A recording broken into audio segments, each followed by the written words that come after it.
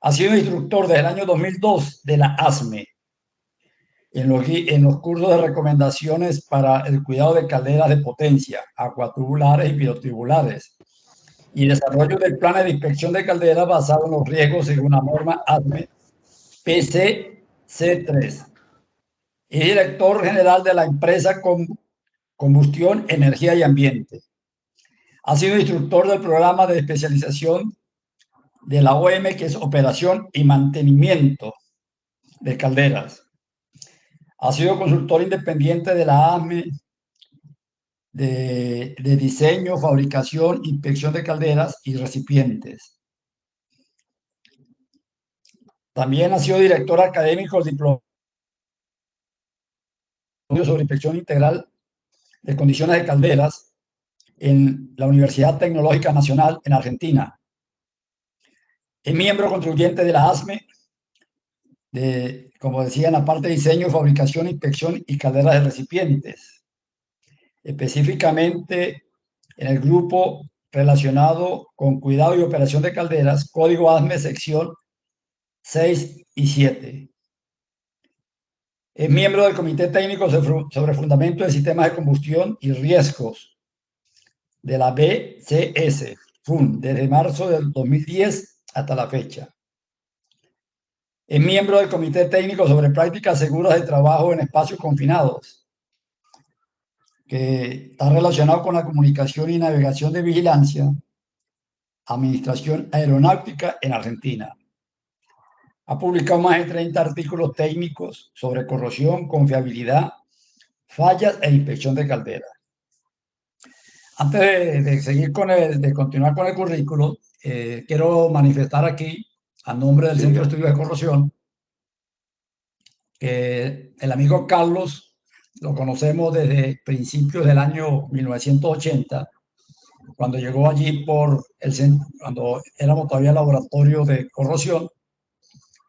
Y Carlos ha sido para nosotros un valor fundamental. Carlos fue pionero de la formación, o digamos de la creación de la Asociación Venezolana de Corrosión. Fue inclusive promotor de los primeros boletines que se estuvieron publicando, que aún todavía permanece. Fue para nosotros un aliado grande en la organización de cursos, tanto de revestimientos como de tratamiento de agua.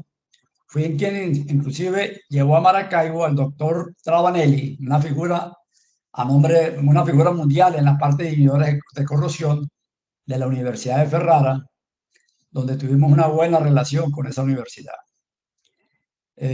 Carlos para nosotros, lamentablemente, pues por todas las circunstancias, Carlos tuvo que ir de Maracaibo y esa actividad que él llevaba no la pudimos seguir creciendo, porque en realidad la pudimos, quizás la mantuvimos, pero no creciendo en la forma como lo estaba haciendo Carlos, que inclusive teníamos un grupo hasta de periodistas, una licenciada en comunicación, que ahorita se me escapa el nombre, teníamos mucho contacto. Mili. Y Mili, una catirita de ella. Ajá. Y bueno, no pique el ojo, Carlos, porque hay mucha gente. Eh, bueno, entonces, Carlos, te queremos agradecer grandemente, como tú y toda la mayoría de los que están quizás participando en este seminario, de que todo lo que siempre llega al laboratorio de corrosión nos contagia o se va contagiado siempre de ambiciones en el sentido de mejorar, de progreso.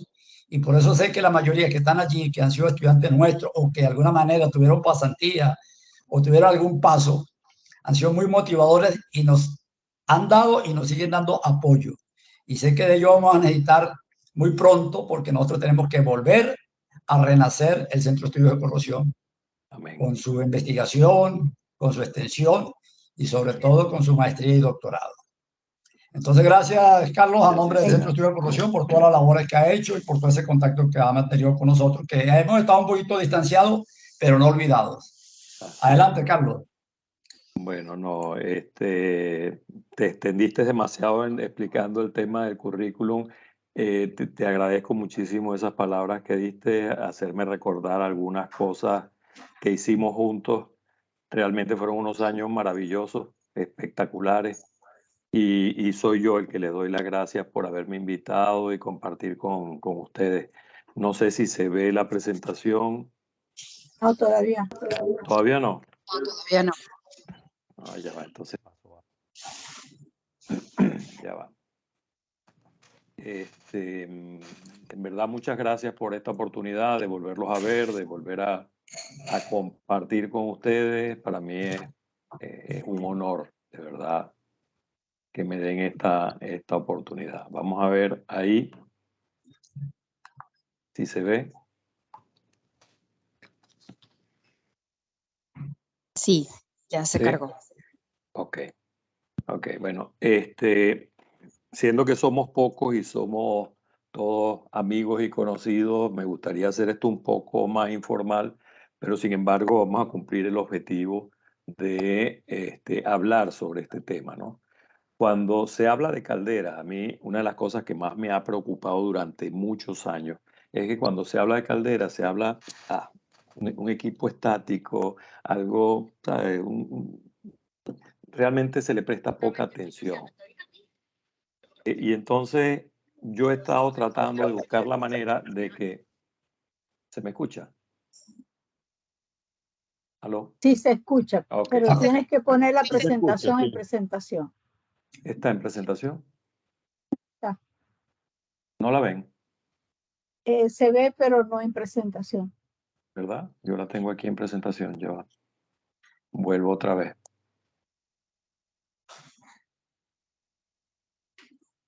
Ya, que no veo. Ahí está la conexión. Vuelvo otra vez a ver.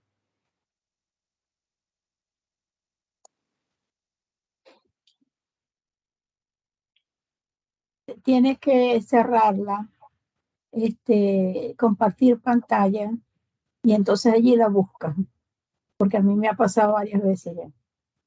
A veces.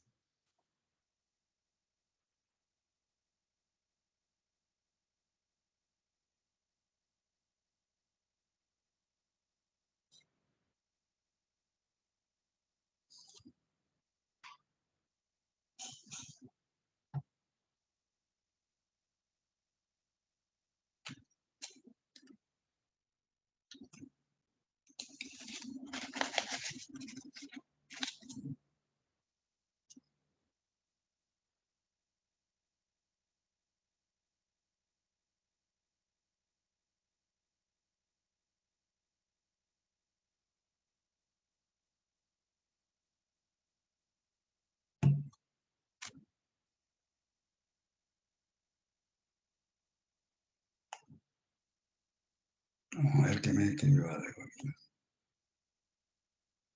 Gustavo, deja entrar a Carlos. Sí, ya le acabo de dar acceso otra vez. Ok. Perfecto. Intento de nuevo a ver si me permite subir No la abras la presentación antes, sino búscala una vez que compartas pantalla. A ver, estoy... Pero sí me escuchan. Sí, te estamos oyendo. Ok.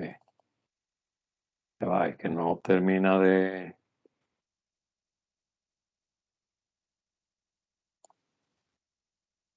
A ver. Ahora. Intento de nuevo, a ver. ¿Se está viendo? Ajá. Ponla en presentación. Sí, señor. Eso voy. Ahí está. ¿Se ve? Sí, ahora sí. Ok. Perfecto. Bueno, como les comentaba, mi preocupación real es que la caldera está clasificada dentro de los equipos que conocemos como equipos estáticos. Y normalmente cuando alguien está en mantenimiento, cuando alguien está en operación, un equipo estático es un equipo con menor importancia, ¿no? Y realmente las calderas son equipos de o sea, son muy dinámicos, tienen muchos parámetros, tienen muchas áreas de acción. Y entonces a mí esto me ha venido preocupando porque las calderas a nivel de Latinoamérica han venido trayendo una cantidad de accidentes importantes. Estamos hablando de unos 20 accidentes anuales desde el tiempo que yo vengo levantando información, que es el 2016 hasta ahora. Hemos tenido prácticamente entre 15 y 20 accidentes cada año, ¿m? con problemas, ¿sabes? Con fatalidades, con pérdidas de instalaciones industriales, con pérdidas de trabajo. Entonces, este tema yo le he estado dando una importancia bastante merecida, diría yo, ¿no? La mayoría de los usuarios de caldera ven la caldera eso como un equipo estático, y cuando falla una caldera, el problema es del agua. O sea, la caldera falló porque el agua es mala. Cuando se hace un plan de inspección de una caldera, se piensa, como el problema es el agua, entonces con medir espesores para ver si hay pérdida de espesor es suficiente. Pero una caldera, como dice aquí, es un equipo muy, muy dinámico que tenemos que conocer, tenemos que ver cómo funciona. Entonces, como les comentaba, están habiendo importantes accidentes con mucha frecuencia, y tenemos que preguntarnos qué está pasando y qué estamos dejando de hacer desde el punto de vista de operación, de mantenimiento, de tratamiento de agua, y no pensar solamente en el problema corrosión o en el problema tratamiento de agua, porque tiene muchas más aristas involucradas. Las calderas, ¿sí me están escuchando? Y disculpen Sí, que... te oímos. Ok. Y se está viendo la Sí, presentación. Carlos, se escucha. Ok. Yo sugiero que los demás apaguemos el micrófono porque se escuchan por ahí unos ruidos y yo creo que eso es lo que está confundiendo a Carlos. Bueno, gracias. Las calderas, dentro de lo que son los reglamentos de seguridad ocupacional, de seguridad industrial, a nivel de todos nuestros países, están incluidos. En casi todos los reglamentos de seguridad se consigue un capítulo dedicado a las calderas, a equipos de presión, y no en todos nuestros países hay una institución que regule el uso de las calderas. Aquí en este mapa le estoy poniendo los países donde tenemos reglamento y donde ese reglamento de caldera se administra, se controla.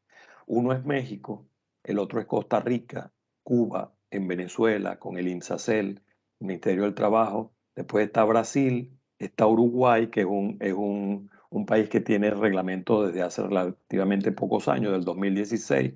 Está Argentina, que no tiene uno, tiene 5 reglamentos en 5 diferentes provincias, y en otras provincias no hay un ente regulador de calderas, y está Chile. Entonces, realmente son pocos los países que tienen reglamento a nivel de Latinoamérica. Son muchos los accidentes que están ocurriendo, y hemos decidido llevar adelante una iniciativa que se llama Red Latinoamericana, realmente se llama Red Latinoamericana de Seguridad en Calderas, que ya prácticamente está por ser constituida. Ya se hizo la firma del documento constitutivo en Costa Rica, y va a ser, como dice ahí, una red latinoamericana, ¿no? Hay participantes de prácticamente todos los países de Latinoamérica, y uno de los objetivos es ese: lograr que en todos nuestros países haya un reglamento que se administre, se controle en el uso de calderas, ¿no? Para eso, por supuesto, estamos desarrollando comités técnicos. Estamos logrando, un poco la noticia, la buena noticia que les traigo: se están formando comités técnicos, estamos logrando acuerdos con organizaciones como el National Board, que es la Junta Nacional a nivel de Estados Unidos y Canadá, la Junta Nacional de Inspectores de Calderas y Recipientes a Presión, la Asociación Americana de Fabricantes de Caldera, el Instituto Americano del Petróleo. O sea, tenemos el respaldo de varias instituciones importantes, y esos comités técnicos van a poder titular delegados de la red ante estas organizaciones y sus comités. Entonces, quien esté interesado en el tema de calderas, pues no dude en contactarme. Cuando hablamos con gente de operaciones, con gente de planta que tiene caldera, estos son expresiones normales, ¿no? Operar una caldera es algo muy rutinario, es prender y apagar. Hay que revisar algunos parámetros, estar pendiente del nivel de agua, no vaya a ser que por mala suerte se pierda el nivel y se dañe la caldera, ¿verdad? Entonces es como algo muy, muy poco sentido el tema de operación de caldera. Y como dice el título, para la mayoría de los usuarios de caldera, las calderas fallan por mala calidad del agua, sin considerar muchos parámetros operacionales, como por ejemplo el nivel de agua dentro de la caldera, la incidencia de las llamas en alguna pared de la caldera, mala circulación. Cuando la caldera trabaja a baja carga, o sea, la caldera debería trabajar en su carga nominal, a la carga a la cual fue diseñada, para la cual fue diseñada. Pero para no apagarla, entonces la tienen en un 10%, un 15% de su carga, y eso nos permite que haya buena circulación y que la caldera se mantenga en buenas condiciones de confiabilidad. Hay procedimientos de arranques y paradas poco controlados, poco regulados. El operador no sabe que existe una curva de arranque. Cuando la caldera sale de servicio, normalmente la enfrían muy rápido, la vacían con la caldera caliente. O sea, hay una serie de operaciones, de condiciones que ocurren y que eso causa daños que normalmente se le atañen al tratamiento de agua, ¿no? La suma de todas estas cosas. Básicamente un problema de desconocimiento. Hoy en día la tendencia es a automatizar al máximo las calderas, pero no para monitorearlas mejor. Fíjense, aquí hay un panel de control con un montón de parámetros que se monitorean. Realmente no se monitorean, se registran, porque al operador lo que le interesa es cumplir con el flujo, con el caudal de vapor que están pidiendo en la planta a una presión y una temperatura. Esos son los 3 parámetros que el operador visualiza y controla. Todo lo demás queda ahí registrado. Entonces tenemos como demasiado potencial, demasiada información registrada en un panel de control que al final en el día a día no se utiliza. Y entonces las calderas tienden a deteriorarse porque hay muchas temperaturas, hay muchas condiciones, mucho que no se controlan, no se cuidan, ¿no? Entonces, cuando hablamos de que el problema es corrosión, hay mecanismos de daño en diferentes partes de la caldera que se desconocen. Cuando se hace, cuando se dice vamos a hacer un plan de inspección, lo que se piensa es en medir espesores. Y hay muchos mecanismos de daño que no nos dan información, o sea, que no se manifiestan con pérdida de espesores. Entonces, si vamos a ver, o sea, cuando nada más se habla de corrosión, si vamos a ver, hay casi 20, en una caldera acuatubular hay casi 20 mecanismos de daño diferentes que pueden ocurrir. Y en una caldera pirotubular, casi 10, entre 8 y 10 mecanismos de daño, en diferentes partes, en diferentes componentes. Tenemos que conocer cómo son las calderas, cómo funcionan y ver qué mecanismos de daño pueden ocurrir en los diferentes componentes. Entonces tenemos CRIP, tenemos sobrecalentamiento lento, tenemos templado, tenemos carburización, tenemos termofluencia rápida o sobrecalentamiento rápido, tenemos una cantidad de mecanismos de daño desde el punto de vista mecánico que poco se atienden o poco se conocen. Luego, el tema de erosión sí se toma en cuenta porque de hecho lo que se hace es medir espesor, ver si hay desgaste o hay corrosión. En la medida que la corrosión es generalizada, podemos ver esas pérdidas de espesores. De otra manera, no hay forma, ¿no? Luego, cuando hablamos de fallas mixtas o mecánico-químicas, hablamos de fatiga térmica, corrosión fatiga bajo tensión, fragilización cáustica. Entonces, tenemos, como les digo, prácticamente 20 mecanismos de falla, de daño diferentes en una caldera que no se contemplan porque se piensa que el problema está en el agua y el problema es de corrosión. Si hablamos de fallas químicas, vamos a decir de mecanismos químicos, está corrosión en el lado combustión y corrosión en el lado agua-vapor.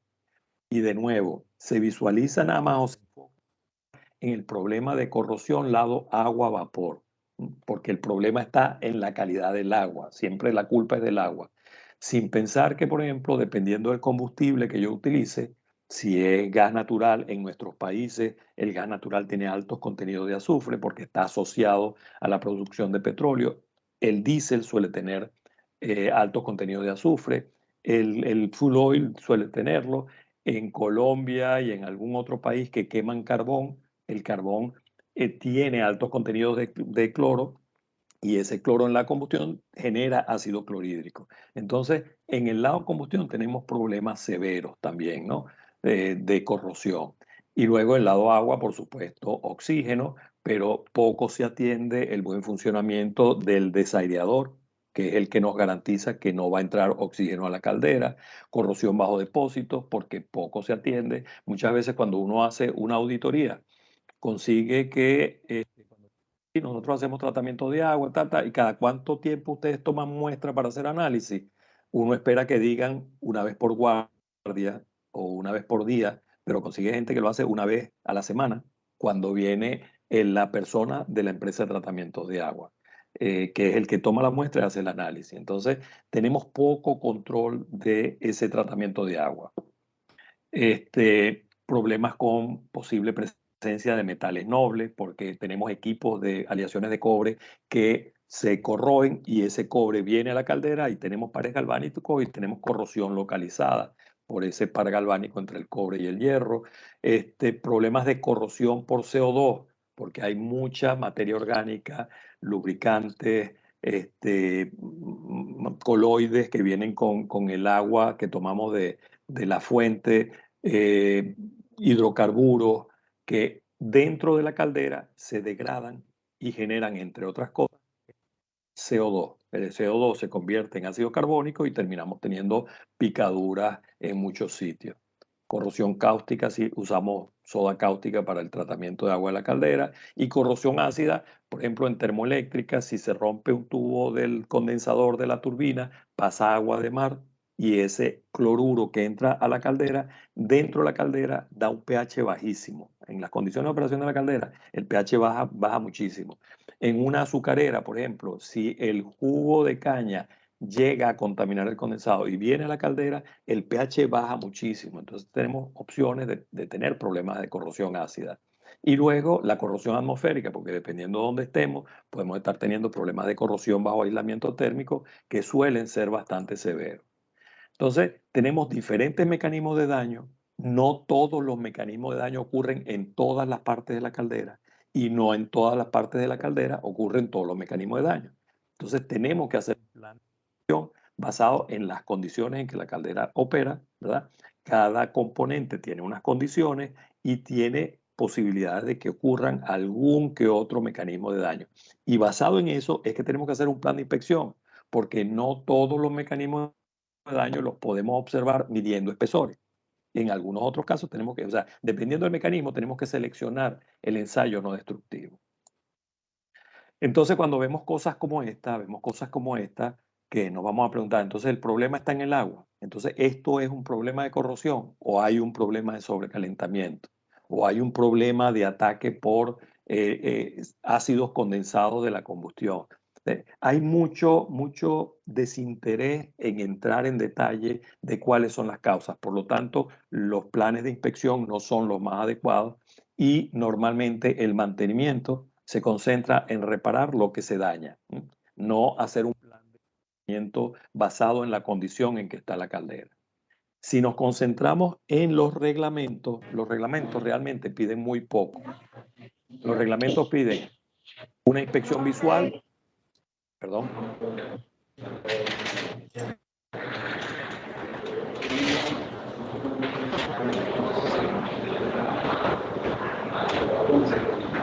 Perdón. ¿Aló? ¿Ya? Perdón, ya silencié, que había un ruido de alguien. Sí. Entonces, los reglamentos, un amigo mío de equipos rotativos, Listo, ya puedes por cierto. continuar. Sí, gracias. ¿Se me escuchan? ¿Me escuchan? Sí. ¿Aló? Okay. Sí. Okay. Un amigo mío de equipos rotativos que menosprecia un poco el tema de las calderas, me dice, lo que pasa es que tú tienes un grave problema y es que mientras haya reglamento, la gente se va a limitar a hacer lo que pide el reglamento. Y eso es una probabilidad alta. O sea, la gente dice, si el reglamento no lo pide, no me lo hagas. Déjalo así. Entonces, ¿qué pide el reglamento? Una inspección visual, a veces con la caldera en servicio y después con la caldera fuera de servicio, una prueba de presión, prueba hidrostática, para ver si la caldera tiene fuga, y las válvulas de seguridad, el disparo y el cierre, para estar seguros que están calibradas a la presión que deben actuar. Como es una inspección de seguridad, pues las válvulas de seguridad y todo lo que es el funcionamiento del sistema de control. Porque a lo mejor no todos ustedes lo saben, pero la caldera, o sea, si el nivel de agua viene bajando, la caldera, el sistema de control apaga el quemador. Si el nivel de agua sube mucho o la presión de la caldera sube mucho, el sistema de control baja la llama o apaga el quemador. Si hay alta presión de combustible, o sea, hay un sistema de control que mantiene relacionados todos los parámetros de la caldera y toma la acción de proteger. Y proteger normalmente es apagar el quemador, apagar la caldera. Entonces, ese sistema de control hay que probarlo para ver si está funcionando debidamente, de acuerdo a normas como la NFPA 85. Entonces, limitarnos a estos 4 puntos nos da seguridad de la confiabilidad de la caldera, de la seguridad de la caldera. Posiblemente no, porque le estamos haciendo las mismas pruebas a una caldera recién construida que a una caldera que tiene 30 años. Y por supuesto, una caldera que tiene 30 años va envejeciendo, ¿no? Entonces, nosotros, como les comenté ya, cuando se habla de hacer un plan de inspección, lo que se hace es un mapa de espesores. Y ese mapa de espesores no me va a decir a mí la realidad de los mecanismos de daño que pueden estar ocurriendo. Y cosas como esta de un amigo de una caldera similar, vino un asesor de Italia, le dio un plan de inspección, lo hicieron y ahora él me lo regaló y yo lo voy a usar en mi caldera. Pues cada caldera es diferente. Es lo mismo que si a todos nosotros, porque tenemos una edad parecida y somos maracuchos, el médico nos manda la misma medicina porque somos maracuchos y tenemos la misma edad. No, cada uno de nosotros tiene una vida diferente y tenemos condiciones de vida diferentes, por lo tanto, el cuidado y el tratamiento debe ser diferente. Y los análisis, los ensayos que se le hace tienen que ser diferentes. Aunque estén en la misma planta, 2 calderas iguales, si trabajan en condiciones diferentes, hay que hacer planes de inspección diferentes. Hay gente que pregunta, ¿por qué si tenemos 2 calderas? Y una de esas calderas es la que trabaja menos carga, es la que forzamos menos, es la que más se incrusta. ¿Por qué? Porque la que trabaja más carga es la que funciona mejor y la que menos falla. Pues porque la caldera fue diseñada para que trabaje a su carga nominal, no para que trabaje a un 10%, no para que trabaje a baja carga, no para que la tengamos apagada. Y si la tenemos apagada, tenemos que tener un procedimiento de preservación para asegurar que no se va a estar corroyendo. Entonces, esto suele causar mucho escozor al usuario de la caldera. Dice, bueno, a la que más forzamos es la que menos falla. Y es así, realmente es así. Uno de las cosas más importantes o de los cuidados más importantes es tratar de mantener esa caldera a máxima carga, carga nominal, para asegurar que dentro de ella estamos teniendo circulación del agua. La circulación del agua es la que me garantiza a mí que los tubos que son de acero al carbono y que no deberían superar temperaturas más allá de 24 grados centígrados, se mantengan refrigerados, porque la llama de la caldera, si esa llama incide contra las paredes de la caldera, pues tenemos un sobrecalentamiento del tubo. Entonces, para yo garantizar que no se sobrecalientan, tengo que estar seguro que la caldera va a tener una buena circulación de agua, y eso solo lo logro manteniendo la carga nominal, no un 10%, un 15%, o no apagarla para que no se corroa. No, no. Hay que mantener la carga nominal. Y si no la podemos tener en carga nominal, entonces mejor apagarla y preservarla. Si no tenemos buena circulación, vamos a tener problemas de sobrecalentamiento rápido. Los químicos que estamos dosificando se pueden quedar estáticos porque no hay circulación, no hay homogenización, y puedo tener ataques por los mismos químicos que estoy dosificando. Y en las calderas pirotubulares, la buena circulación, si no la tengo, los sólidos que están en suspensión van a precipitar, me van a, digamos, a cubrir las zonas donde hay incidencia de llama, y puedo tener problemas de sobrecalentamiento y problemas de corrosión bajo depósitos.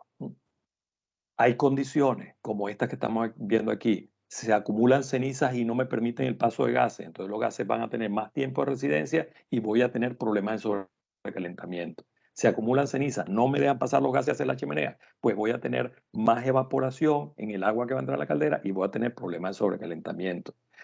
Se suele decir, no, yo puedo taponar el 12% de los tubos de la caldera. No es cierto. Yo no puedo taponar el 12% de los tubos de la caldera. Tengo que saber qué tubos son esos. Tengo que consultar con el fabricante, que fue quien la diseñó, y él me tiene que decir, sí, puedes taponar este y este, porque hay tubos que son, para garantizar esa circulación, tengo tubos que bajan el agua y tengo tubos que suben el agua. Entonces tengo que ver qué es lo que estoy taponando. Muchas veces abrimos, como se ven aquí, membranas para desviar gases de combustión y tubos bajantes porque no llegaba suficiente calor para que generaran vapor. Entonces ahora sí tienen gases calientes que lo evaporan y se pierde el diseño de circulación dentro de la caldera. Fracturas de refractario que permiten más superficie expuesta a los gases calientes. O sea, hay una cantidad de condiciones que finalmente me cambian el diseño de mi caldera. Lo hago a propósito, lo hago por desconocimiento, no yo, pues el hombre de planta lo hace porque considera que se puede hacer, pero está afectando el diseño de la caldera. Entonces, ¿qué tiene que ver una cosa con otra? El taponamiento de tubos con un tubo roto en el techo de la caldera, que tiene que ver acumulación de ceniza dentro, en la parte del economizador, con rotura de tubos en el techo. Pues sí tiene que ver porque la caldera no es un equipo estático realmente. La caldera es un equipo muy dinámico. Entonces, como dice aquí, bueno, listo. El problema es circulación. ¿Cómo la mido? La mala noticia es que nosotros no podemos medir la circulación dentro de la caldera. Nosotros consideramos, yo suelo decir, es un acto de fe pensar que cuando la caldera está trabajando a su carga nominal, a su máxima carga, tiene buena circulación. Y si yo bajo del 50% de la carga de la caldera, empezamos a tener problemas de circulación. Entonces, es un tema de garantizar que mi caldera puede estar a máxima carga. Otras expresiones que solemos conseguir. Suelo tener el nivel de agua en la caldera lo más alto posible para que no suene tanto la alarma por nivel bajo y evitar que vaya a disparar la caldera. Entonces, si yo tengo, fíjate, vamos a entrar aquí en cómo el nivel de agua afecta la calidad del agua, el control químico que la gente del laboratorio hace. Si este es el nivel normal de agua en la caldera y yo lo tengo alto, esto que está aquí son unos ciclones que separan el vapor que se produce, lo separan del agua. Cuando yo tengo la circulación completa, la mezcla que llega a la parte superior de la caldera es una mezcla de 70% de agua y 30% de vapor. Esa mezcla yo la tengo que separar para que ese vapor se vaya a la turbina, al proceso, a donde tenga que ir a hacer su trabajo. Entonces, si yo tengo un nivel muy alto, estos ciclones no van a separar y voy a estar arrastrando agua al proceso.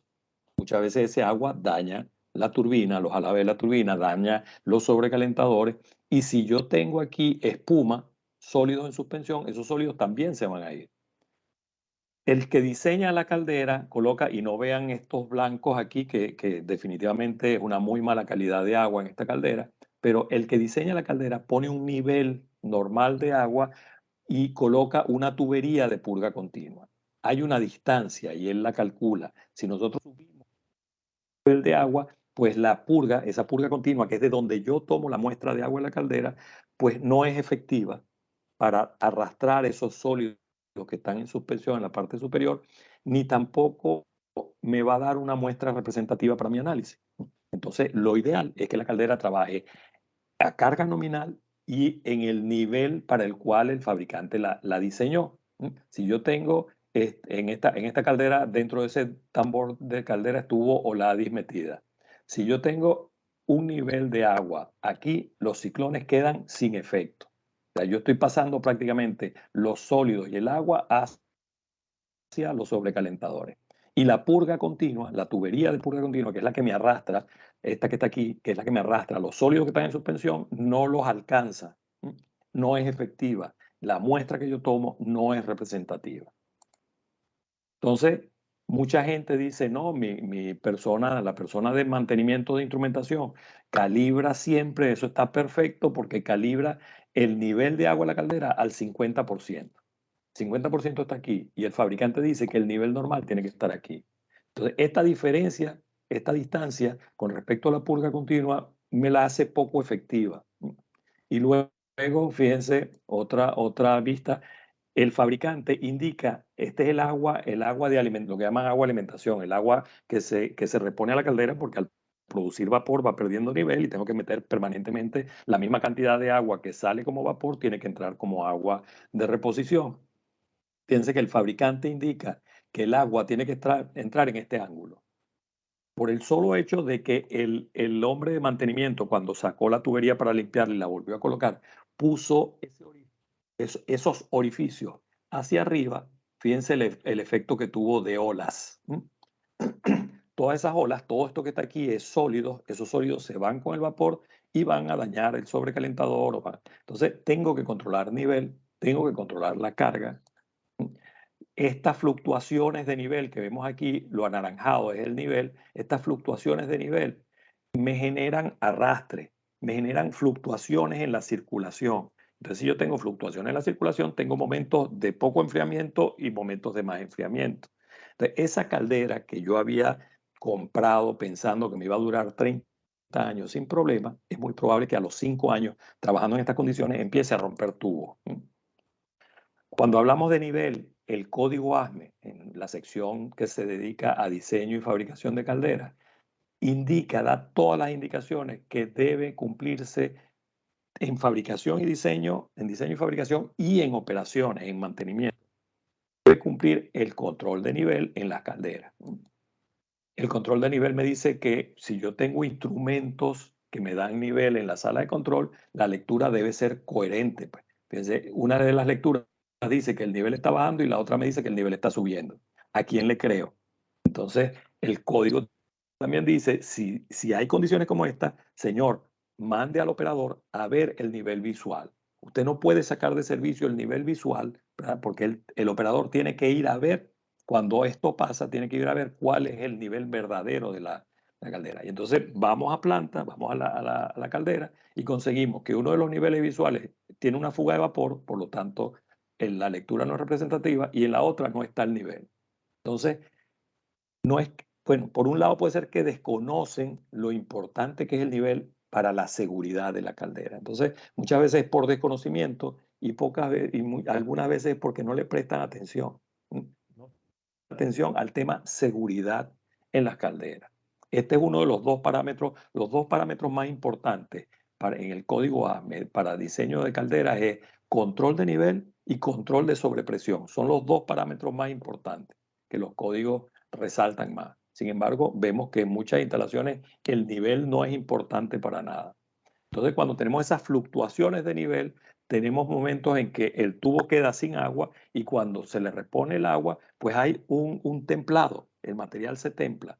Y entonces conseguimos deformaciones en tubos del techo y cuando hacemos metalografía vemos este es el tubo que está bien y este es el tubo que está deformado.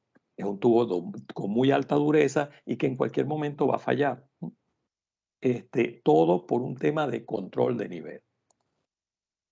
Si tenemos pérdida de nivel, podemos tener tubos rotos por sobrecalentamiento rápido, tubos deformados. Entonces, es muy importante para garantizar la confiabilidad y la seguridad. Cuando hablamos de calderas pirotubulares, esa pérdida de nivel puede generar daños como esto que vemos aquí, que la bibliografía le llama implosión. A mí no me gusta usar esa palabra, pero así lo llaman en la bibliografía. Cuando hay pérdida de nivel, hay este tipo de daño en las calderas pirotubulares.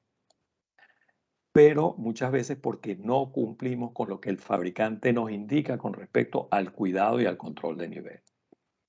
Aquí hay un ejemplo de una caldera pirotubular que falló, fíjense, tuvo una rotura en la parte, en la carcasa externa, hubo una rotura justo donde estaba el cordón de soldadura. Y en la parte interna, donde está la llama, aquí normalmente está la llama, eso no está inundado de agua, en esta zona hubo esa implosión.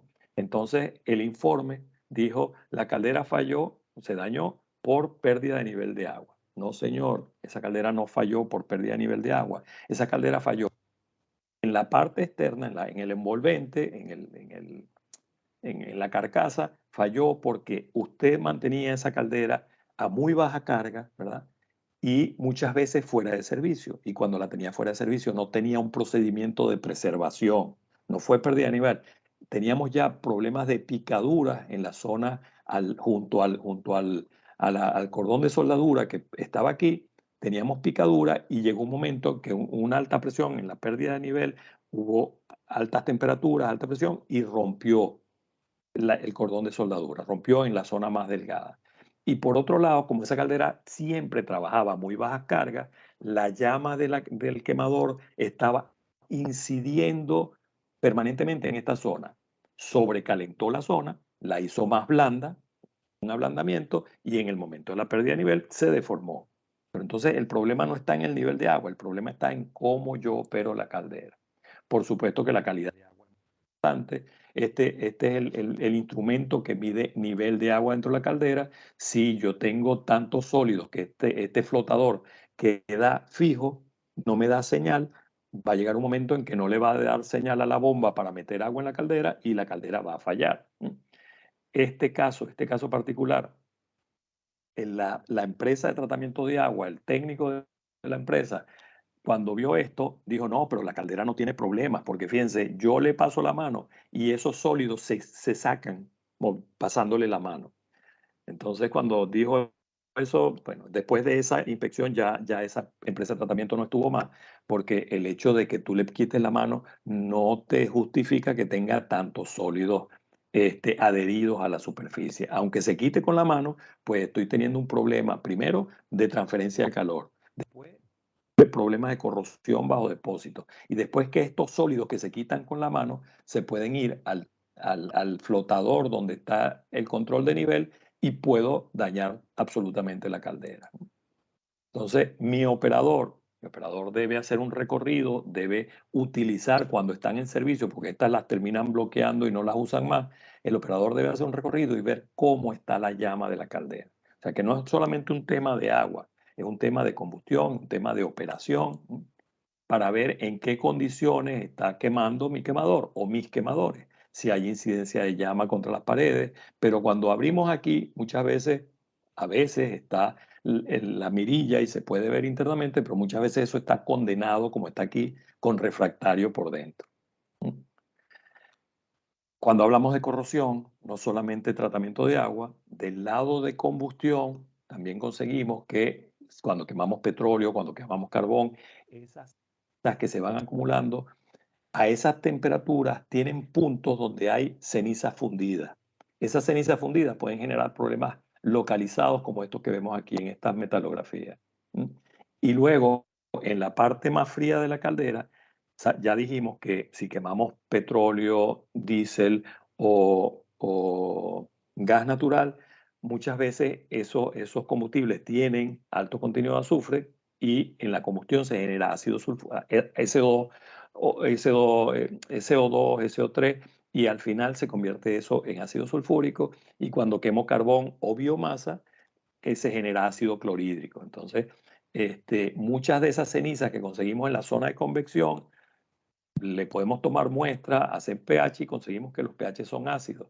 Y dentro de los tubos conseguimos ataques por ácido en esa caldera. Entonces, normalmente cuando estas perforaciones, estos ataques, fugas de agua, dicen que el problema está en el agua. No son capaces de meter un boroscopio para ver si están teniendo problemas de corrosión por efecto de ácido o por ceniza fundida.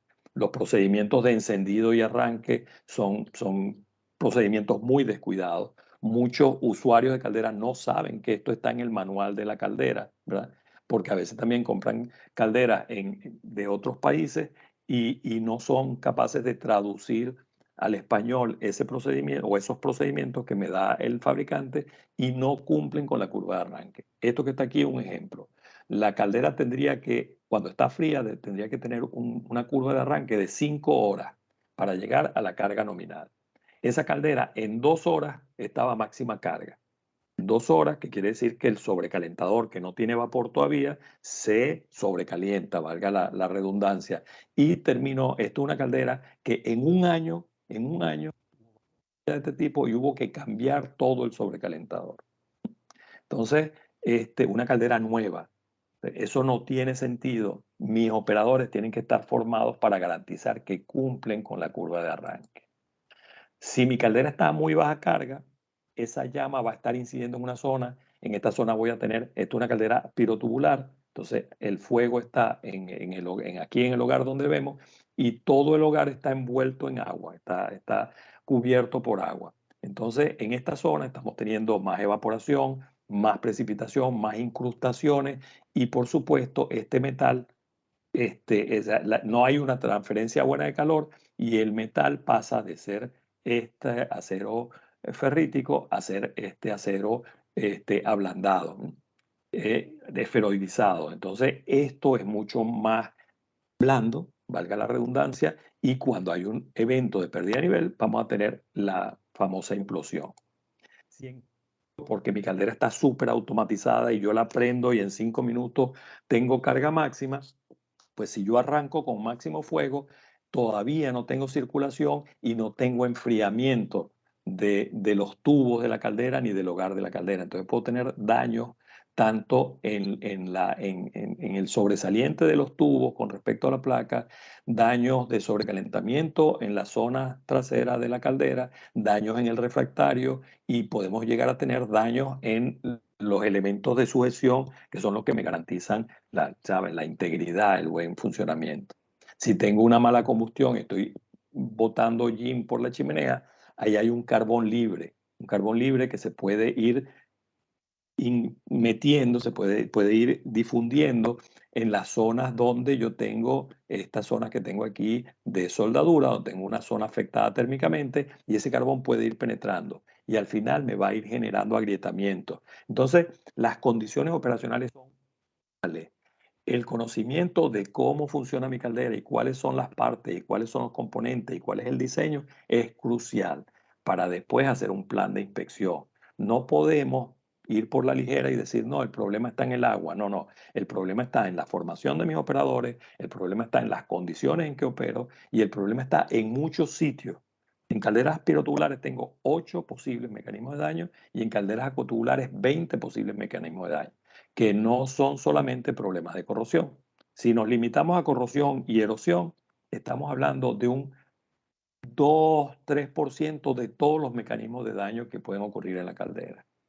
Hay que cumplir con un tratamiento de agua. Hay normas que me dicen, en función de la presión de operación de mi caldera, cuál debe ser la calidad del agua de alimentación y cuál debe ser el agua de la caldera, ¿verdad? Y yo debo controlarlo. Debo tomar muestras en cada guardia, debo hacer análisis, y si algo está fuera de parámetros, tomar acciones correctivas. Tengo que saber que en las plantas de producción de agua hay normas que me permiten evaluar si mi planta está trabajando bien o no. Hay normas que me permiten saber si mi desairador está funcionando bien o no. En muchas instalaciones dicen, no, tengo exceso de secuestrante de oxígeno. Eso no es suficiente, porque a mí nadie me garantiza que si tengo oxígeno en el agua de la caldera, yo tenga suficiente tiempo y suficiente mezcla para que ese exceso de secuestrante de oxígeno elimine químicamente el oxígeno. Además que el desairador tiene que eliminar mecánicamente el 90% del oxígeno que va a entrar a la caldera. El otro 10% lo elimina el secuestrante. Y muchas veces la gente piensa que el secuestrante solo es suficiente. Esto es un caso reciente. Nosotros metemos 10 litros al día del antiincrustante en el mismo tanque. El secuestrante de oxígeno lo metemos todo al tanque del desairador, y sin embargo, cuando destapamos la caldera nos conseguimos cosas como esta. O sea, aunque ustedes no lo crean, esto es una caldera por dentro. Todas estas costras de óxido, esas incrustaciones, todo eso estaba dentro de la caldera. O sea, las contaminaciones que venían, esto es una caldera de una empresa de aceite de palma. O sea, todas las contaminaciones que venían con el retorno de condensado. Y entonces ellos mezclaban los dos productos en este tanque y lo dosificaban aquí. Entonces, lo que no sabían ellos y no sabía la persona que les estaba vendiendo el producto era que el secuestrante de oxígeno era alcalino y el anticrustante era ácido, y cuando los mezclaba reaccionaban y lo que metía dentro de la caldera era nada. Entonces, ¿dónde yo dosifico los químicos? ¿Con qué bombas? Todo eso existen prácticas recomendadas para diseñar un buen sistema de dosificación de químicos. Normalmente lo que se hace en el mismo tanque que llegan los químicos, se coloca una bombita de baja presión y se meten todos los químicos en el tanque de agua alimentación. Y se espera que ese agua se distribuya inteligentemente en todas las calderas.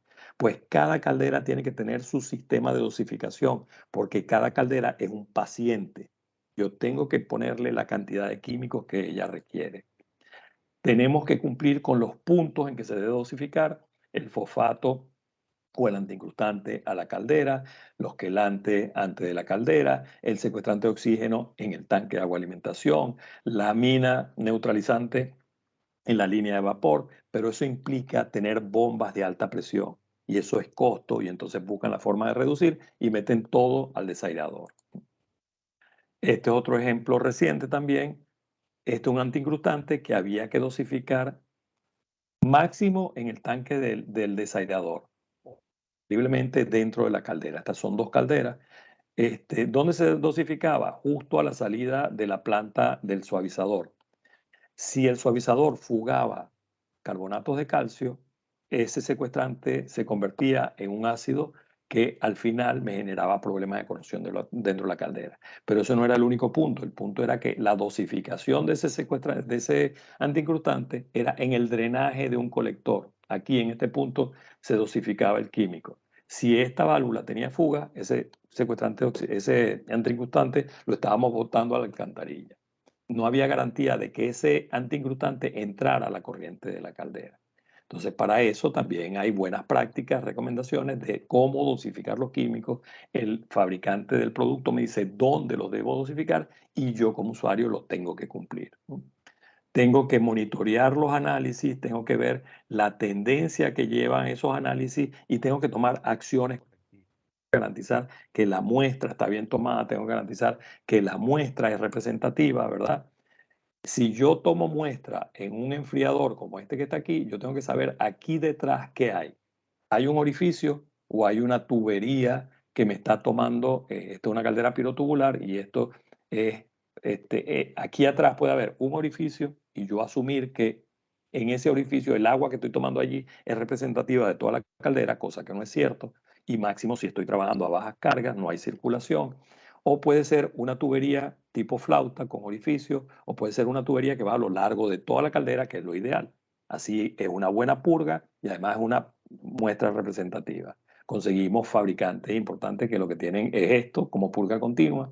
Eso no me dice a mí qué está pasando a lo largo de toda la caldera.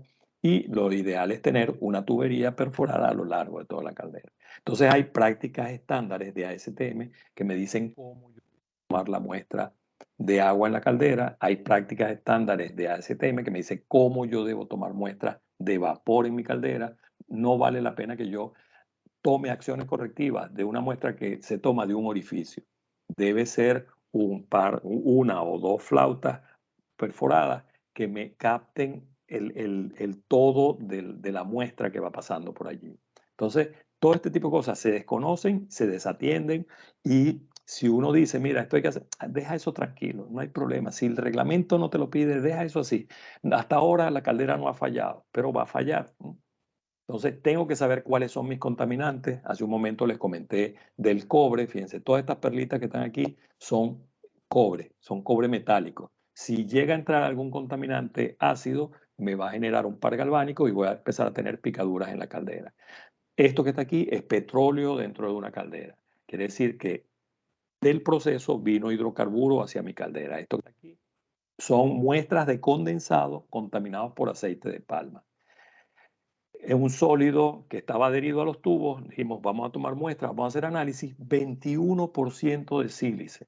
Eso es como que si tuviéramos un recubrimiento refractario en el tubo. Por lo tanto, no voy a tener intercambio de calor y voy a tener sobrecalentamiento. Entonces, tenemos normas y prácticas recomendadas para prácticamente todo lo que tiene que ver con caldera. desde el diseño, las inspecciones, el mantenimiento, los cuidados de control químico, para todo tenemos normas escritas, pero hay mucho desconocimiento y mucho desinterés. Entonces, por eso un poco estamos trabajando en el tema de hacer la red latinoamericana de seguridad en calderas. Y entonces mucha gente dirá, cónchale, Carlos, esto es demasiado complicado, esas calderas son un desastre, ¿quién se va a meter en eso? ¿Qué tiene que ver una cosa con otra? Está mezclando control de nivel con tratamiento de agua, pues todo está muy relacionado. Las fallas de la caldera realmente se deben a problemas de corrosión, a problemas de agua. Las fallas de la caldera, teniendo sistemas de control tan automatizados, ¿nos pueden tomar de sorpresa? Señores, definitivamente no. La caldera es un equipo muy estático donde el operador tiene que ser una persona muy bien formada. Bueno, esto es una publicidad del programa de especialización que estamos llevando adelante. Ya estamos en el 5º programa. En este momento arrancó esta semana justo. Y luego, bueno, estoy a sus órdenes para cualquier pregunta. Si se meten en la página web, tienen 4 ediciones de una revista que se llama Calderas Guía del Usuario. Y si están interesados en el tema de calderas, pues de seguridad en calderas, ya sean químicos, sean inspectores de seguridad, sean lo que sean, allí van a tener un comité técnico que los apoye, que los oriente. Entonces, bueno, estoy abierto a cualquier pregunta que puedan tener. Y discúlpenme que haya sido tan específico en el tema de caldera y no más. O sea, el caso es que no quiero lavarle la cara a la gente que está en tratamiento de agua, pero quiero llamar la atención de que hay muchos causales que están relacionados con operación. ¿Listo? Gracias, Carlos. No, imagínate. Gracias a ustedes por invitarme. Para mí es un Gracias. placer. Y bueno, vamos a abrir la sesión de preguntas. Vale. La verdad que nos hiciste un rápido apego, pues, de lo que es caldera, y lo que dejaste fue, bueno, como más avidez por ese tema, ¿no? Y que, como estábamos hablando antes de empezar la charla, es de vital importancia para los ingenieros, pues, en especial Sí. los ingenieros mecánicos. No, Y bueno, para todos, Miguel Acho, para todos. por supuesto, los químicos, pero me refiero en la parte de operaciones y sobre todo en la parte de diseño, la soldadura, los tipos de tubería que utilizan allí, etcétera, los niveladores que estaban allí, Los y instrumentistas, específicamente en la Miguel, parte de carácter de mantenimiento, ¿no? los instrumentistas no le prestan atención a las calderas. No sé si hay algún instrumentista presente, pero normalmente no le prestan atención. No van a los planos, no van a ver qué es lo que se puede y qué es lo que no se puede. Bueno, entonces vamos a abrir la sesión de preguntas. Enciende tu cámara, por favor. Es que tengo problemas, precisamente quise hacerlo por el celular. Carlos. No, Miguel, Carlos. Claro, sí, porque es bueno que encienda su cámara. Ya está. Carlos, para que te veamos bien. Claro. Aquí estoy. Profe, allí tenemos 2 manitas alzadas. Ajá, dos manos, correcto. Primero, creo que la alzó primero, y luego Carlos Piña. Bueno, vamos entonces a ver, aquí estoy viendo a Carlos Piña, el otro no sé quién es, no lo veo aquí en la cámara. ¿Quién es el otro? María Fernanda Romero. Bueno, María Fernandita. Adelante, Fernanda, desde Perú.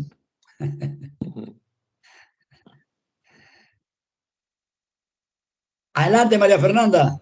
Buenas tardes, ¿qué tal? ¿Cómo está? Muchas gracias, profesor Carlos. De verdad agradecerle primero por toda la información que nos ha dado. Para mí es súper útil.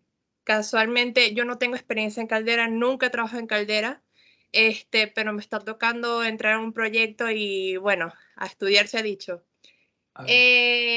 Profesor, como lo dijo el profesor Miguel, yo estoy en Perú. Y cuando usted mostró las primeras diapositivas donde estaban los países que tenían su reglamento de calderas, de tratamiento de calderas y de uso de calderas, me llamó la atención de que en Perú no existe reglamento. ¿No sabe si ya hay una iniciativa o algo para aplicar un reglamento acá? Mira, Perú es un caso muy particular, porque a mí me tocó, siendo yo muy activo en ASME, me tocó ir a un congreso que se organizó allá en Lima. Y me puse a investigar y resulta que Perú tiene un reglamento.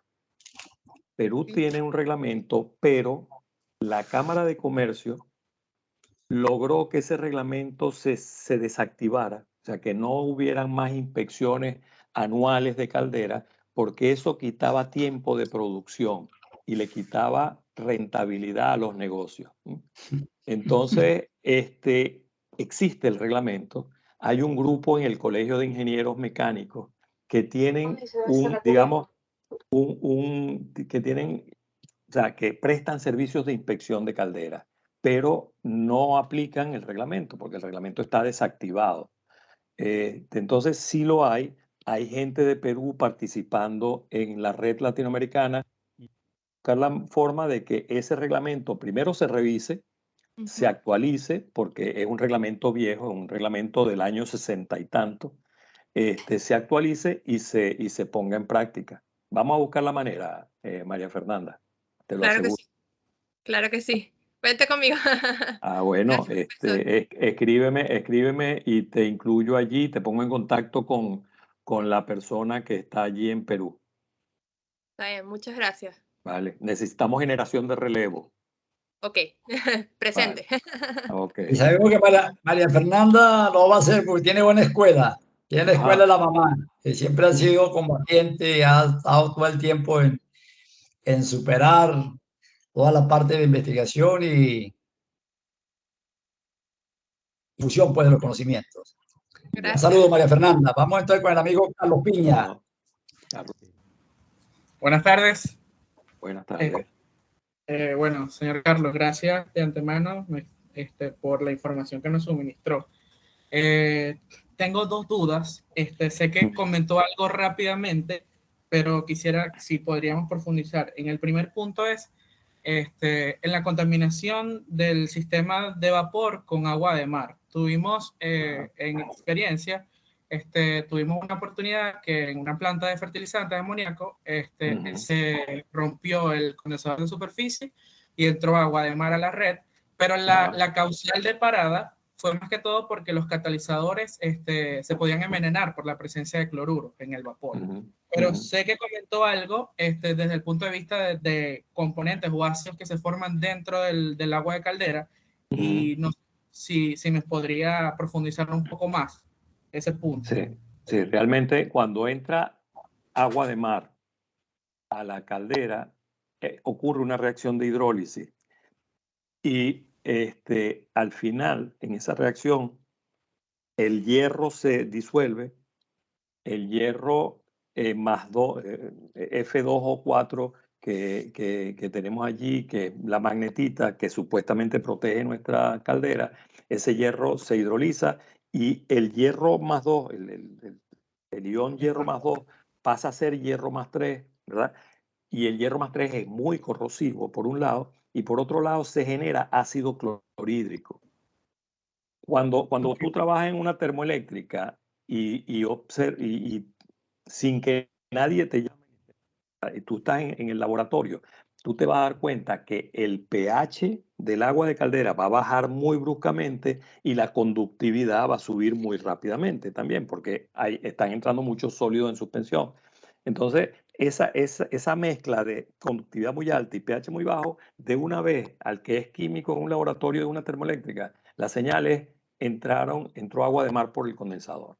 Entonces, necesariamente tú tienes que parar la caldera, abrir purga, buscar la manera de parar la contaminación, porque ese pH puede llegar a ser 2, puede llegar a ser 3, y el pH normal de operación de una caldera debe estar en el orden de 9,5, entre 9,5 y 10. Si vas hasta 2, la magnetita se va a disolver, vamos a tener problemas de corrosión. Si además de eso tenemos cobre dentro de los depósitos, ese cobre va a ser pila galvánica con el hierro y vamos a tener perforación. Entonces, necesariamente nosotros tenemos que pararla o buscar la forma, primero, de abrir purga, aumentar la dosificación de químicos, posiblemente incluso dosificar soda cáustica para subir el pH y buscar la manera de resolver el problema en el condensador, para evitar que siga habiendo contaminación. Pero el problema básico allí es que vamos a tener un pH muy bajo dentro de la caldera. Por supuesto, eso implica disolución de los tubos, ¿no? Entonces tú no lo puedes permitir, no lo puedes. O sea, hay que proteger la caldera, no es solamente los catalizadores. A veces los catalizadores también, el vapor que viene, el condensado que viene de los catalizadores de reactores, tienen vanadatos y tienen algún contenido de cloruro que también te generan daños en las calderas. Pero bueno, sí, yo sé que en una planta de proceso se protege el proceso, pero si en la caldera llegó agua, vas a tener problemas de corrosión por ácido clorhídrico, perdón. Okay, Había okay. otro punto por ahí. Sí, el otro punto es, en una inspección lado fuego que hicimos recientemente, en el hogar teníamos problemas de combustión y incidencia directa de la llama. Había presencia de hollín. Pero en los tubos del sobrecalentador nos llamó la atención que estaban completamente amarillos. Asumimos la presencia o la contaminación por azufre. Sin embargo, o sea, el combustible que se utiliza es gas natural. En comparación con un crudo o un diésel, debería ser menor la proporción de este azufre. Sí. Entonces, el mecanismo o el daño que observamos en los tubos del sobrecalentador era como una especie de huellas o de hendiduras circulares. Buscando en la literatura, el mecanismo de falla se asemeja mucho a algo que en esa oportunidad consideramos o identificamos como alligator hiding, o como es que escondita del caimán, algo así, de cocodrilo. Pero quería saber su opinión. También no descartamos por la cercanía del mar que estuviese ingresando arrastre de agua salina y que también pudiese formar ácido clorhídrico. Le consulto, en su experiencia, este tipo de daños o este tipo de hendiduras o de huequitos sobre la superficie de los tubos, ¿a qué mecanismo de falla o a qué efecto Tendría que verlo, tocayo, tendría que verlo. No me atrevo a decirte nada porque pues, te puede estar generando más bien una complicación. Pero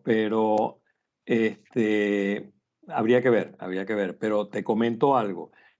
A mí me tocó trabajar en el tablazo durante varios años y nosotros en muchas de las calderas usábamos gas natural como combustible y sin embargo yo tengo fotografías y mandamos muestras en una oportunidad a Intevep de cristalitos que habían en la superficie de tubo de sobrecalentador, cristalitos que habían en la zona de convección y era azufre. Entonces, en nuestros países, el hecho de usar gas natural no quiere decir que no haya azufre. Pues acuérdate que nuestro gas natural está asociado a crudo. Y entonces, ese gas va a tener azufre. En otros países a lo mejor no, pero en nuestros países, en Ecuador, en Bolivia, en Venezuela, en Colombia, ese gas tiene altos contenidos de azufre. Entonces tenemos que considerar esa posibilidad. Eso de que entre cloruro con el aire del salitre es menos probable. O sea, es más probable que sea azufre. Pero fotografías, si te parece, me envía fotos y yo te digo, bueno, esto parece más esto o aquello, te oriento para que hagan algún análisis en particular. Y lo otro es, no se acostumbren, porque muchos mecanismos de daño en apariencia se parecen, no se acostumbren a comparar con fotos en la bibliografía. Bueno, sí, lo mejor es tomar esa muestra y enviarla a un laboratorio y ver en laboratorio qué es lo que está ocurriendo en la superficie de ese componente, ¿no? Eso es lo mejor para tener, ¿sabes? Recomendaciones acertadas y no caer en suposiciones. Okay. Bueno, continuamos entonces con las preguntas. A ver, Valentina, ¿ves alguna manita más por ahí? Bien, Carlos, mientras que sale otra pregunta, te quería preguntar en cuanto a, bueno, sé que esos números quizás no digan todo, pero en las fallas entre calderas acuatubulares y pirotubulares, ¿dónde, en tu experiencia o en los casos que tú has tratado, dónde se presenta el mayor número? O si está más o menos parejo. En las calderas pirotubulares ocurren muchas fallas por desatención, por menosprecio, vamos a decir así. Es un equipito, incluso que en muchas instalaciones se tienen ubicados en zonas alejadas al área de producción, que no la atiende ningún operador y la van a ver cuando falta vapor en el proceso, entonces van a ver qué fue lo que pasó en la caldera. Y se le da poca importancia. Y en países donde no tenemos reglamento, pues ni siquiera se le hace la inspección anual o frecuente que exige el reglamento. Se suelen utilizar con muy malas calidades de agua bueno, y con muy poco ajuste en la gestión. Entonces, las calderas pirotubulares suelen, y de hecho son las que cuando tienen problemas y accidentes, son las que más se accidentan, vamos a decir así. En la información que yo levanté durante 2016-2021 de accidentes a nivel de Latinoamérica, el mayor porcentaje, el 80% de las calderas que fallaron con accidente, eran pirotubulares. Pero es básicamente eso, un problema de desatención. En muchas instalaciones consigue que el que enciende la caldera a las 5 de la mañana para que haya vapor cuando lleguen los operadores es el vigilante. El vigilante, ¿qué va a saber el vigilante de una caldera? Él le dice, no, usted aprieta este botón y ya está, y se va para la puerta otra vez. Entonces, están muy desatendidas. En las acuatubulares hay un poquito más de nivel, hay un poquito más de cuidado. Normalmente las calderas acuatubulares trabajan constantemente. Las calderas pirotubulares a veces se prenden y se apagan en la noche y se prenden en la mañana. Se arrancan toda la semana y se apagan los fines de semana. O sea, tienen digamos, un nivel de uso más bajo, cosa que tampoco es bueno porque tiene que tener procedimientos de preservación fuera de servicio. Las acuatubulares tienen más permanencia en la operación, tienen más cuidado, a veces tienen un poquito más de cuidado en la calidad del agua, y quienes la atienden son operadores un poco más preparados. Pero, sin embargo, tiene más posibles mecanismos de daño. Y lo que se hace normalmente cuando se hace una inspección de caldera es medir espesores. Entonces, ya por ahí tenemos muchas cosas en contra. Bueno, no veo Ah, otra manito, Bueno. pero no sé si Carlos Barrera quería decir algo. Por lo pronto quería aclararle también al profesor Carlos Lasarte y darle nuevamente nuestro agradecimiento desde aquí, desde la Tierra del Sol amada. Sobre todo que Carlos Piña es un estudiante nuestro de posgrado, a lo mejor por eso Ya. aprovechó el espacio para tantas preguntas. Tenía una pendiente con respecto a unos problemas de daño de calderas, pero por problemas cáusticos. Pensé que por allí él iba a preguntar. Pero bueno, agradecida de antemano, Carlos. No sé si Carlos Barrera quiere decir algo, que veo que tiene el micrófono abierto.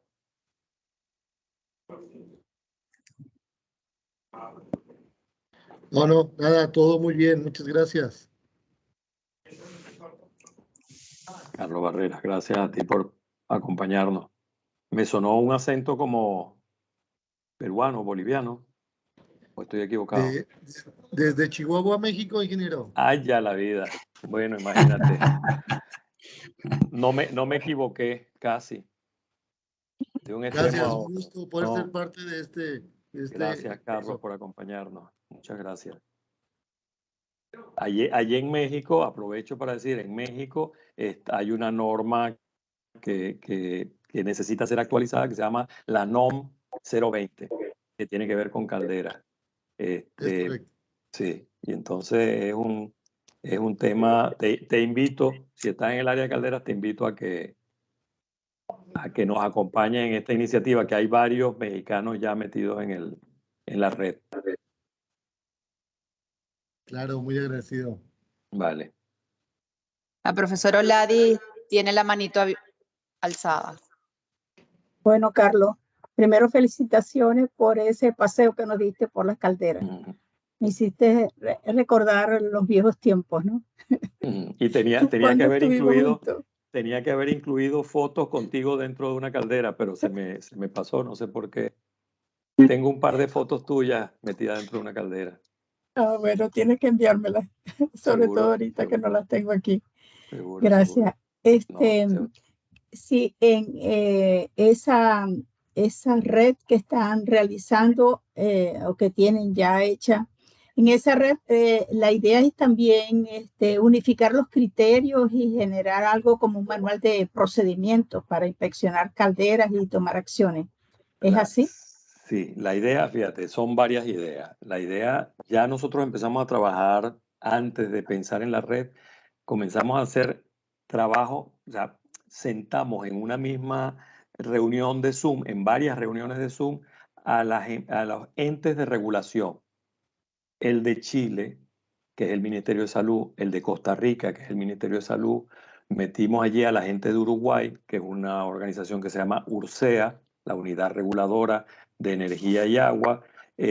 Metimos en gente de Colombia, gente de Perú, en esas reuniones para eso, intercambiar, incluso Argentina, intercambiar ideas, intercambiar experiencias y ver si lográbamos subir el nivel de todos nuestros reglamentos. Esa era una de las actividades, pero ahí están los entes reguladores. En la junta directiva actual está precisamente la persona que coordina el tema calderas en Costa Rica. Y la tarea de él es secretario en la red, pero la tarea de él va a ser formar ese comité de entes reguladores. Esa va a ser la tarea de él. Luego, dentro de la red, como tenemos gente que trabaja en inspección, gente que trabaja en tratamiento de agua, gente que trabaja en instrumentación, en seguridad industrial, entonces la idea es formar comités técnicos. Y ese comité técnico, por ejemplo, inspección en espacios confinados, pues ponerlo en contacto con el comité de espacios confinados de la NFPA. Ponerlo en contacto con el comité de espacios confinados de la API. Quien haga la parte de inspección, bueno, ponerlo en contacto con API para ver la parte de inspección basada en riesgo y que participen en esos comités y traigan para, yo no diría hacer normas, porque eso es ir un poco más allá, pero tener conocimiento. Los entes reguladores. Sí, darle esa información a los entes reguladores, hacer programas, por ejemplo, de certificación de operadores. Eso es muy importante. Claro. Hacer programas de inspectores para que los inspectores tengan criterio. Entonces, tener esos programas de formación, o sea, difundir esas, inventar la rueda. La idea no es, vamos a hacer una norma sobre esto, si esa norma ya existe. Vamos a hablar con el National Board, vamos a hablar para traducirles la norma, ¿verdad? Y difundirla en Latinoamérica. Y que la usen. Y que la usen. Y entonces hay que formar a la gente para que la usen. Esa es un poco la idea, sí. Esa es la idea. Vamos a ver qué tal nos va. Dentro de un par de años ya veremos. Y si tenemos generación de relevo, mejor. Sí. José Antonio está pidiendo la palabra. Ay, sí, por favor. Sí. Vale, el tema muy interesante, Carlos. Yo agradezco toda esta intervención bastante ilustrativa. El motivo de que haya levantado la mano es porque vi por allí que se estaba grabando la actividad.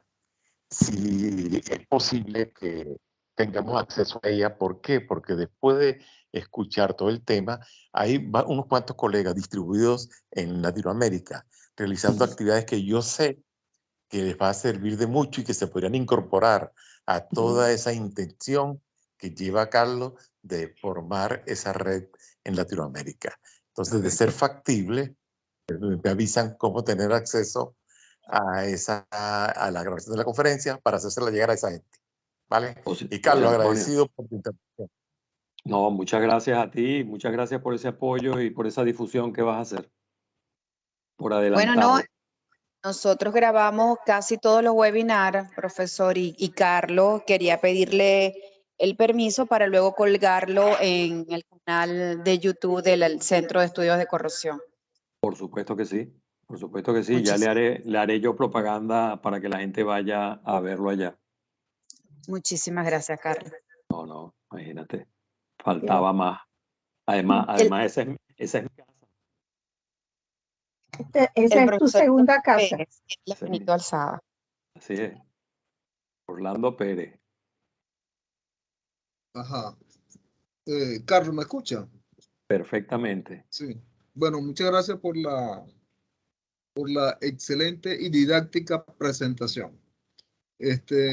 Una pregunta, Carlos. Con toda la experiencia, todo lo que se está haciendo ahorita a nivel de la conformación de las redes, sobre todo a nivel latinoamericano, la pregunta es, si tú ves una posibilidad o un día cercano en que se puedan diseñar las calderas, sobre todo utilizando, digamos, a nivel internacional, a nivel latinoamericano, el conocimiento y el financiamiento de diferentes tipos de empresas, y sobre todo utilizando los conocimientos que tú has logrado en base a toda tu experiencia y la de otros compañeros para optimizar los procesos de operación y probablemente el diseño de sensores más eficaces que pueden hacer que el funcionamiento automático para resolver los problemas de inmediato y no esperar a que una inspección tardía se pueda hacer. ¿Qué se está haciendo? ¿Cómo ves tú ese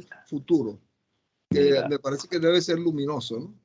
Sí, sí, debería ser luminoso. Sí. Realmente, hoy en día estamos hablando de la industria 4.0. Esa industria 4.0 es la automatización absoluta y la inspección con el uso de los instrumentos adecuados de la industria, de los equipos que están en la parte de industria. ¿Qué pasa con Caldera? Que nosotros tenemos sistemas de control espectaculares. Como les mostré en una lámina, tenemos unos paneles de control y una capacidad de recibir información espectacular. Pero el operador que usa la caldera no le presta atención, eso va quedando allí. Y se pierde la información, la esencia de la información para lo que tú dices, reacción en tiempo real. Hay una metodología, hay una práctica recomendada de API que se llama ventanas de integridad operacional. Esa práctica recomendada de ventanas de integridad operacional, ese es uno de los comités donde algún delegado de la red va a participar, nos dice que tenemos que identificar cuáles son esos parámetros críticos que me pueden generar problemas de seguridad, de eficiencia y de integridad para tomar acciones inmediatas. Esa información tiene que quedar registrada y tiene que alimentar en automático el plan de inspección. Que yo a fin de año no tengo que ir a pedir, dame la información, sino que esa información tiene que estar alimentada